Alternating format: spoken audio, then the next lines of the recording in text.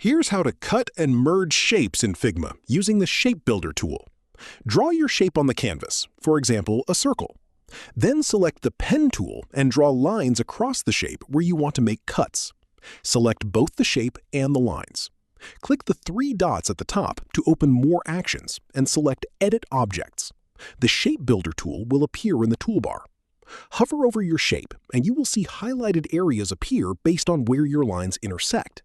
Click on any section to create a new separate shape from it.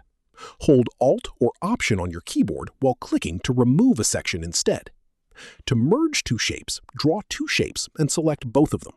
Open Edit Objects and use the Shape Builder. Click and drag across both shapes to combine them into one solid unified object. That is all it takes to cut and merge shapes cleanly in Figma.